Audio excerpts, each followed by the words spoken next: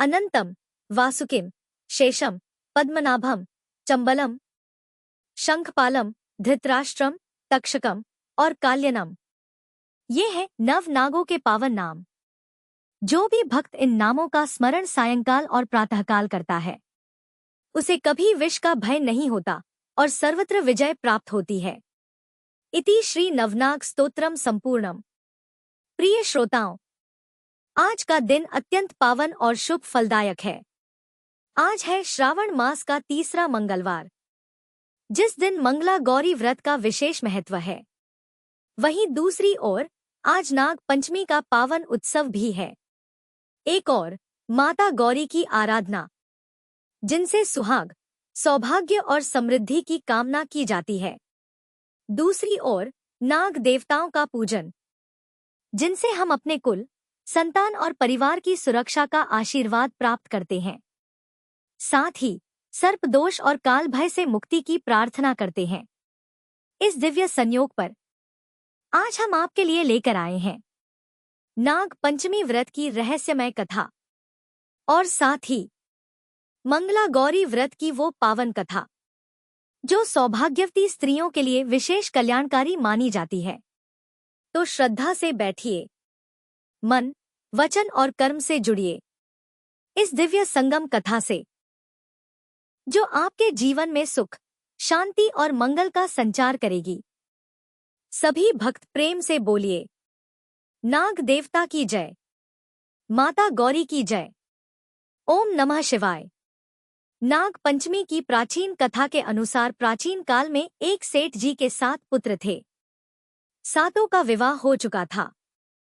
सबसे छोटे पुत्र की पत्नी श्रेष्ठ चरित्र की विदुषी और अत्यंत सुशील थी, किंतु उसका कोई भाई नहीं था, इसलिए उसका अपने मायके भी जाना नहीं हो पाता था।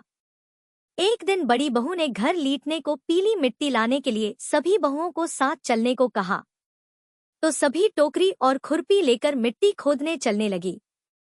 जब वह मिट्टी खोद रही थी तभी वहां एक सर्प निकला, जिसे बड़ी बहू खुरपी से मारने लगी।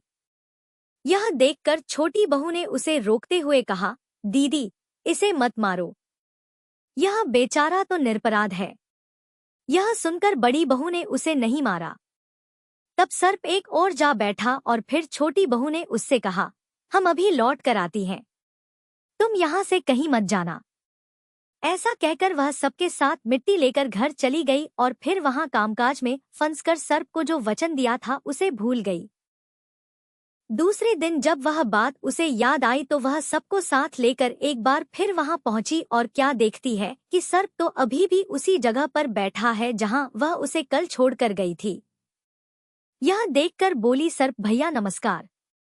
तो सर्प कहने लगा, तू भैया कह चुकी है ना, इसलिए तुझे छोड़ देता हूँ, नहीं तो झूठी बात कहने के कारण मैं तुझे अभी डस लेता। तब वह बोली, भैया मुझसे भूल हो गई, मुझे क्षमा कर दो।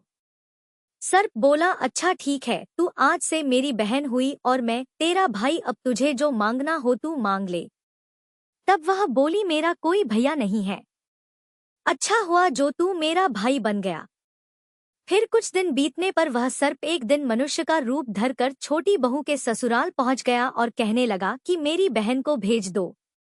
तो सब कहने लगे, इसका तो कोई भाई नहीं था, आज अचानक इसका एक भाई कहाँ से आ गया। तो वह कहने लगा, मैं दूर के रिश्ते में इसका भाई हूँ, बचपन में ही बाहर चला गया था। उसने बहुत तरह की बातें करके उन लोगों को विश्वास दिलाया। उसके विश्वास दिलाने पर घर के लोगों ने छोटी बहू को उसके साथ भेज दिया। चलते चलते बीच मार्ग में उसने बताया कि बहन, मैं वही सर्प हूँ, याद आया तुम्हें, इसलिए तो डरना नहीं, और हाँ, जहाँ चलने में कठिनाई हो वहाँ मेरी पूंछ पकड़ लेना। ऐसा कहकर वह मनुष्य से एक बार फिर सर्प में बदल गया और फिर छोटी बहू ने उसके कहे अनुसार वैसा ही किया। इस तरह वह उसके घर पहुंच गई। वहां के धन ऐश्वर्य को देखकर वह हैरान रह गई। बहुत दिन तक वह वहीं रही। उसकी खूब आवभगत हुई। एक दिन सर्प की माता ने उससे कहा, बेटी, मैं एक काम से बाहर जा रही हूँ, तू अपने भाई को ठंडा दूध पिला देना। उसे यह बात ध्यान नहीं रही और उसने जल्दबाजी में गर्मागर्म दूध अपने भाई को पिला दिया, जिससे उसका मुख बुरी तरह जल गया। यह देखकर सर्प की माता बहुत क्रोधित हुई, परंतु सर्प के समझाने पर चुप हो गई। तब उस सर्प ने कहा कि अब बहन को उसके घर भेज देना चाहिए। तब सर्प और उसके पिता ने छोटी बहू को बहुत सारा धन, सोना, चांदी, हीरे, मोती, जवाहरात, वस्त्र, आभूषण देकर उसके घर पहुंचवा दिया। इतना ढेर सारा धन देखकर अब तो बड़ी बहू ने ईर्ष्या में भरकर उससे कहा, लगता है तुम्हारा भाई तो बड़ा धनवान है। अरे तुझे तो उससे और भी अधिक धन लाना चाहिए था। सर्प अभी भी द्वार पर खड़ा था। जब उसने सुना तो सारी वस्तुएं सोने की लाकर अपनी बहन को दे दी। यह देखकर बड़ी बहू ने फिर कहा, अरे इन्हें झाड़ने के लिए झाड़ू भी तो सोने की होनी चाहिए। अब की बार सर्प ने सोने की झाड़ू लाकर भी अपनी बहन को दे दी। सर्प ने छोटी बहू को हीरेमणियों का एक अद्भुत हार दिया था। उसकी प्रशंसा उस देश की रानी ने भी सुनी तो वह राजा से कहने लगी कि महाराज सेठ की छोटी बहू का हार उसके पास नहीं, बल्कि यहाँ मेरे पास होना चाहिए। अब तो राजा ने मंत्री को आदेश दिया कि वह उस छोटी बहू से हार लेकर शीघ्र उपस्थित हो, और यदि वह ऐसा ना करे तो उसके लिए सजा दी जाए। महाराज का आदेश था तो मंत्री को तो मानना ही था। मंत्री ने सेठ जी के घर जाकर कहा, सेठ जी, महारानी जी छोटी बहू का हार पहनना चाहती हैं। अपनी बहू से हार लेकर मुझे दे दो। सेठ जी ने मारे डर के छोटी बहू से हार मंगाकर मंत्री को दे दिया। यह बात छोटी बहू को इस बार बहुत बुरी लगी और उसने अपने सर्प भाई को याद किया और उसे घर आने के लिए प्रार्थना करने लगी कि भैया, रानी ने मेरा हार छीन लिया है। तुम कुछ ऐसा करो कि जब वह हार उसके गले में रहे तब तक के लिए सर्प बन जाए, और जब वह मुझे वापस कर दे तो वही हार हीरे और मणियों का हो जाए। सर्प ने ठीक वैसा ही किया। इधर राजमहल में जैसे ही रानी ने वह हार पहना तो वह सर्प का बन गया।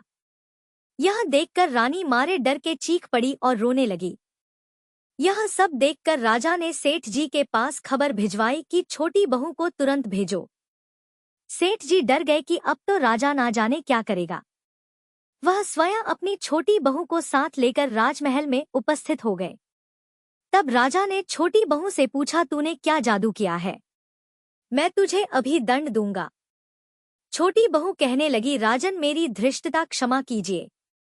यह हार तो ऐसा ही है कि मेरे गले में हीरों का और मणियों का रहता है, और यदि इसे कोई दूसरा पहन ले तो दूसरे के गले में यह सर्प बन जाता है। यह सुनकर राजा ने वह सर्प बना हार उसे देकर कहा, अगर तुम सच कह रही हो तो अभी पहन कर दिखाओ। छोटी बहू ने जैसे ही उसे अपने गले में पहना, वह पहले की तरह हीरेमणियों का हो गया। यह देखकर राजा को छोटी बहू की बात पर विश्वास हो गया और फिर उसने प्रसन्न होकर छोटी बहू को पुरस्कार रूप में और भी बहुत सारी मुद्राएं दी, और फिर छोटी बहू बहुत ही प्रसन्नता के साथ अपने हार और अन्य बहुमूल्य वस्तुओं को साथ लेकर अपने घर लौट आई। उसके धन को देखकर बड़ी बहू ने ईर्ष्या के कारण उसके पति को सिखा दिया कि देखो, छोटी बहू के पास कहीं से धन आया है।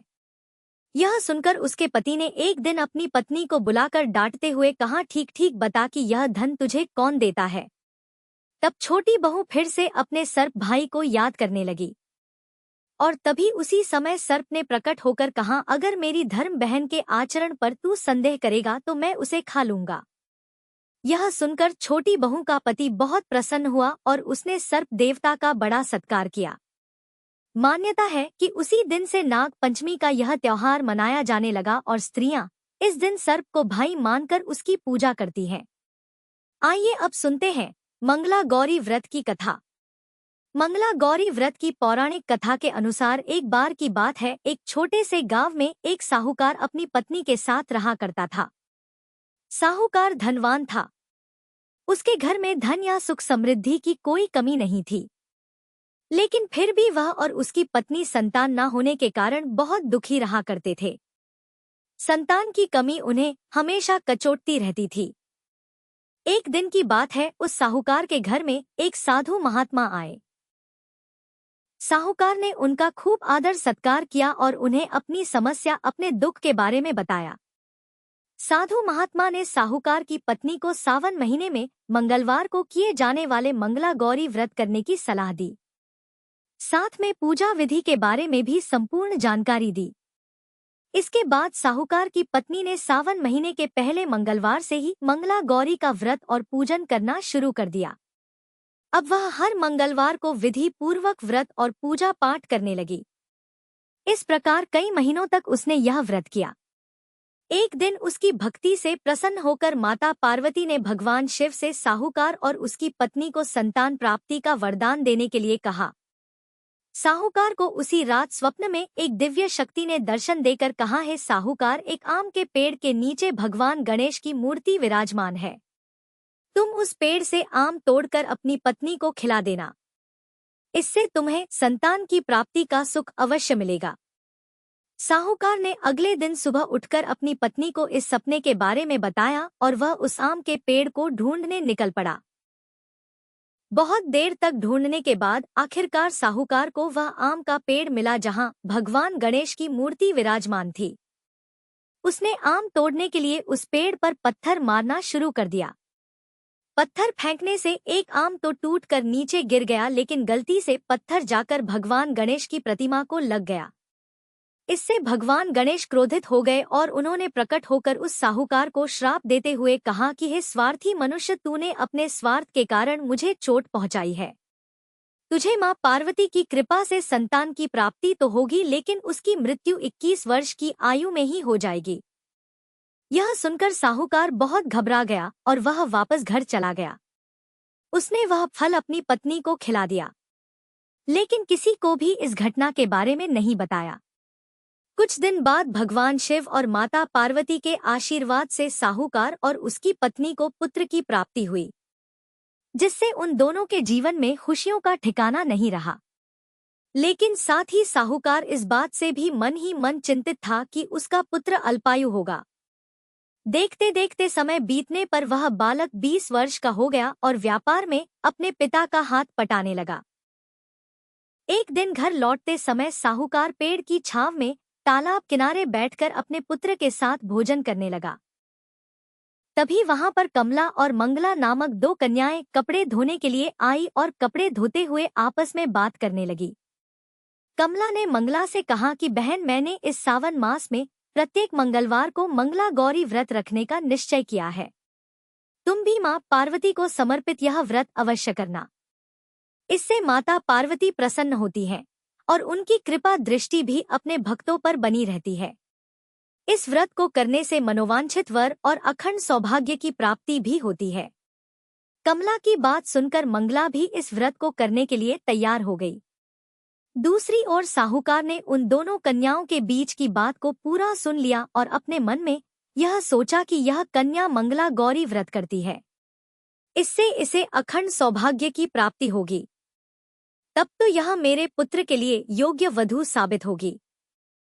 ऐसा सोचकर वह उन दोनों के विवाह का प्रस्ताव कन्या के पिता के पास लेकर गया। साहूकार के गांव में प्रतिष्ठा और मान होने के कारण कमला के पिता अपनी पुत्री का विवाह साहूकार के लड़के से करवा देते हैं। विवाह के बाद भी कमला विधि पूर्वक मंगला गौरी का व्रत रखना जारी रखती है। उसके इस भक्ति भाव से प्रसन्न होकर एक दिन माता पार्वती उसे स्वप्न में दर्शन देती हैं और कहती हैं, बेटी, मैं तुम्हारी भक्ति से अत्यंत प्रसन्न हूँ, इसलिए तुम्हें अखंड सौभाग्य का वरदान देती हूँ। लेकिन तुम्हारा पति अल्पायु है, इसलिए अगले महीने मंगलवार के दिन एक सांप तुम्हारे पति के प्राण लेने आएगा। तुम उसके लिए एक प्याले में मीठा दूध रख देना। उसके पास एक खाली मटका भी रख देना। सांप दूध पीकर उस मटके में चला जाएगा। तब तुम उस मटके को ऊपर से कपड़े से ढक देना। अगले मंगलवार को कमला ने माता पार्वती की बात मानकर एक प्याले में मीठा दूध रख दिया और पास में एक मटकी भी रख दी। सांप ने आकर दूध पिया और मटके में जाकर बैठ गया।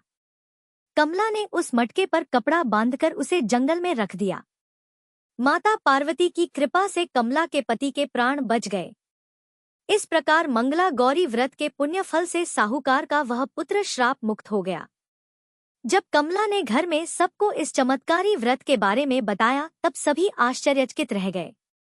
उसके बाद साहूकार और उसकी पत्नी ने अपने पुत्र और पुत्रवधू को आशीर्वाद दिया और फिर पूरा परिवार सुख से जीवन बिताने लगा। अब सुनिए मंगला गौरी व्रत की दूसरी कथा। एक बार एक गांव में एक बूढ़ी माई रहा करती थी। बूढ़ी माई का एक बेटा था जिसका नाम था भोला। उसकी पत्नी रूपा थी। भोला अपनी माँ का बहुत ख्याल रखता था। बहू भी बहुत सीधी थी। लेकिन बूढ़ी माई दिन रात अपनी सीधी साधी बहू से झगड़ा किया करती थी। एक दिन बूढ़ी माई ने घर आकर बताया कि बहू सुन, मैं शिव जी के मंदिर से आ रही हूँ।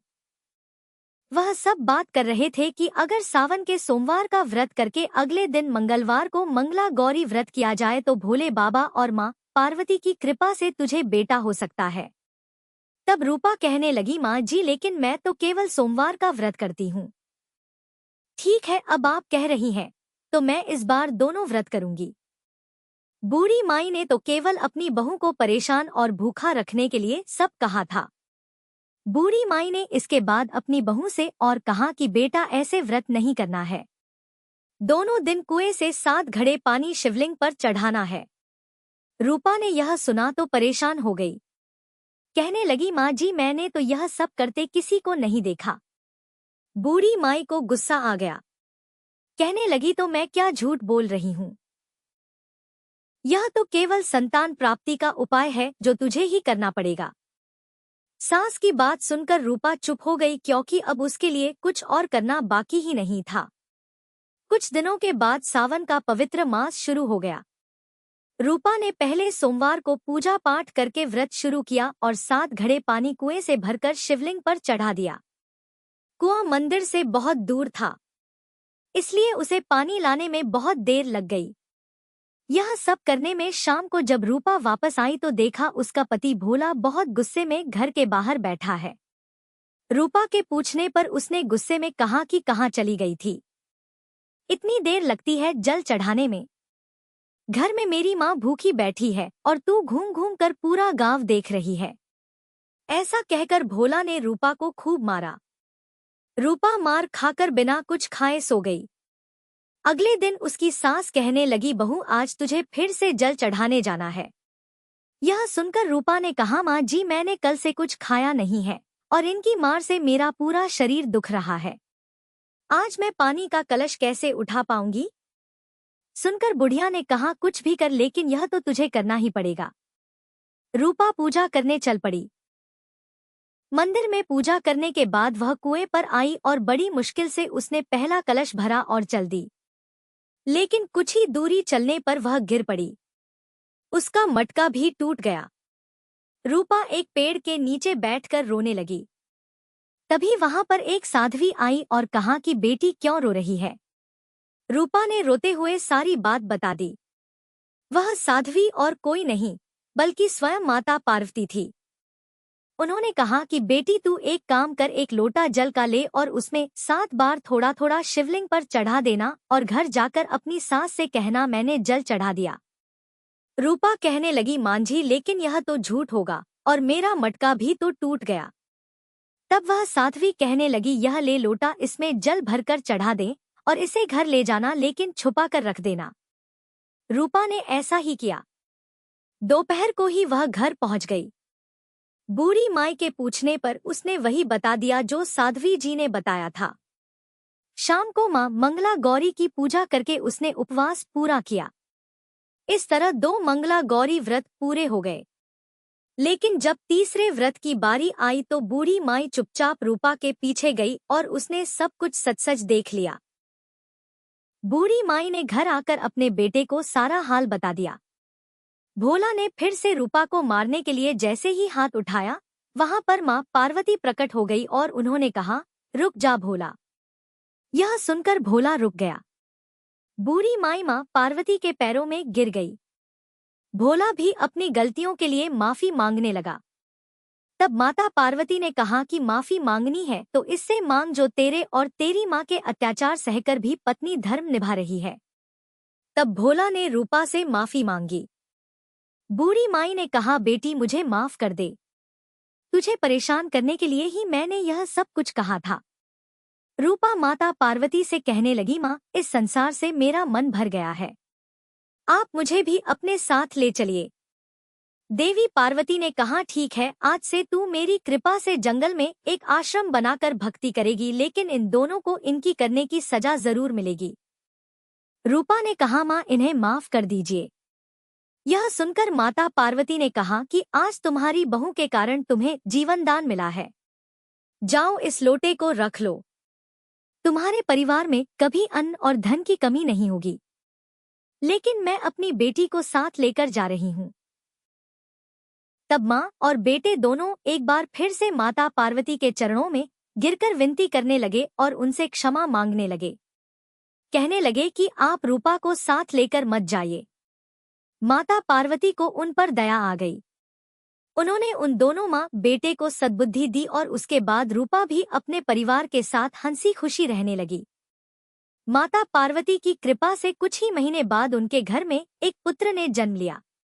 इस प्रकार जो भी भक्त सच्चे मन से जैसी भी कामना मन में रखकर मंगला गौरी व्रत रखते हैं या व्रत की कथा का श्रवण करते हैं, उनकी हर मनोकामना माता पार्वती की कृपा से पूर्ण होती है।